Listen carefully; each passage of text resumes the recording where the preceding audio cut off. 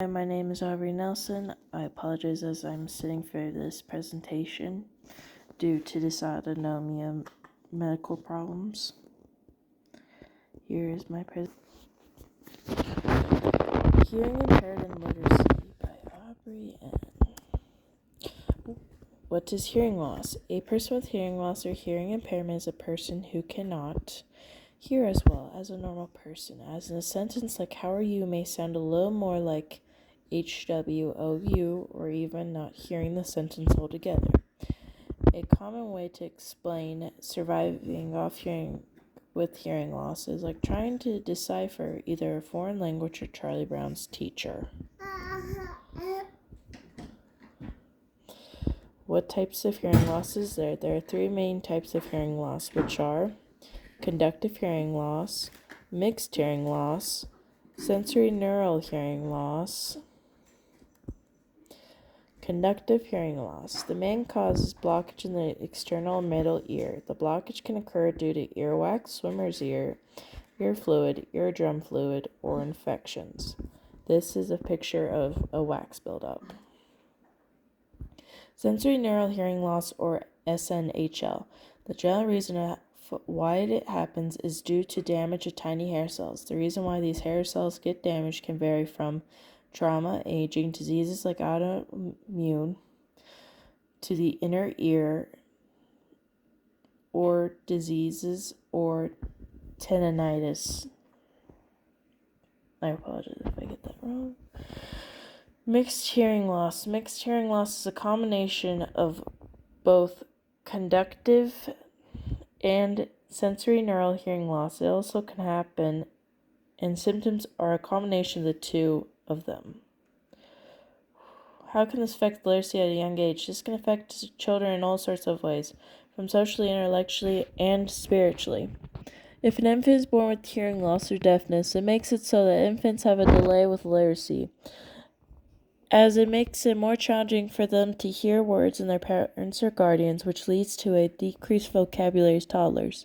Some families use a language called American Sign Language to teach their kids, as it helps with the language and communication barrier. As they grow old enough to start school, it also affects them, as there is often a delay and a language barrier for the students.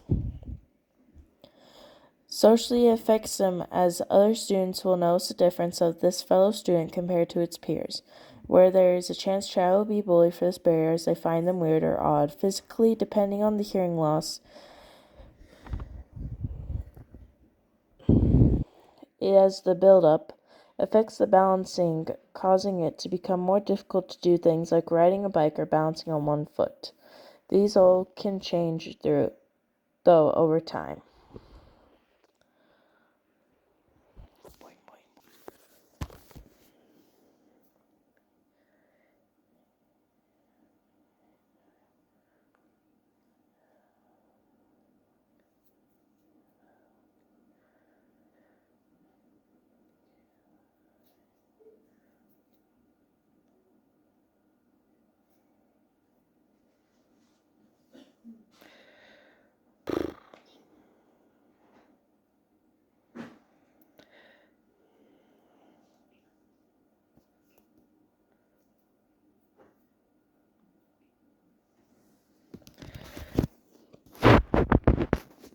Language barriers.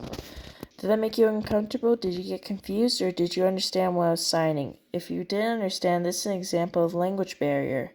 It creates confusion and frustration as you don't understand what that person is saying or meaning, which over time can become frustrating.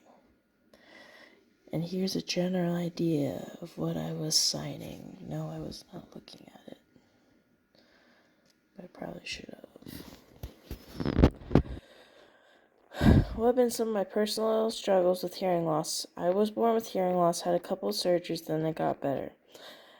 And I had a little bit of time period where I could hear. As I got older, the hearing loss came back. Now it's on one type of hearing loss, but several different kinds of hearing loss. An example of a challenge we are going through right now is we've been trying to get it diagnosed, and head doctors, helpers, and even the School for the Deaf and the Blind have all said I have a type of hearing loss called auditory neuropathy spectrum disorder. But because one lady believed I didn't have it,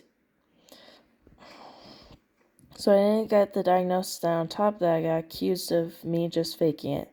This has been a common problem where you have ENTs who think you are faking it and others who believe you. Another challenge I faced was having peers so-called test me, see if I actually had hearing loss, by turning their faces away so I couldn't lip read them. This has also become a challenge as I often make grammar mistakes for confusing different languages' grammar. Accommodations that can be made to help. Speech is one of the accommodations that can be made as you practice words you don't know how to say or grammar you don't understand. It helps with grammar, especially as American Sign Language grammar is different from English grammar. This makes it very difficult without the help of a speech therapist. An IEP is a legal document teachers follow which has a list of accommodations to help a student. This makes it easier for them to function in a classroom, some that I personally thought would have been helpful. As in IEP accommodations that I thought would have been, that I've experienced that were quite helpful. Some accommodations that I thought would have been helpful is not being marked down on timing and pronunciation of words that are super close, as it's more difficult for a hearing impaired person to understand these mistakes. I would also say that having extended due date if struggling to understand is very helpful, as some hearing disorders like auditory neuropathy spectrum disorder make it challenging to process words and sentences. Works cited.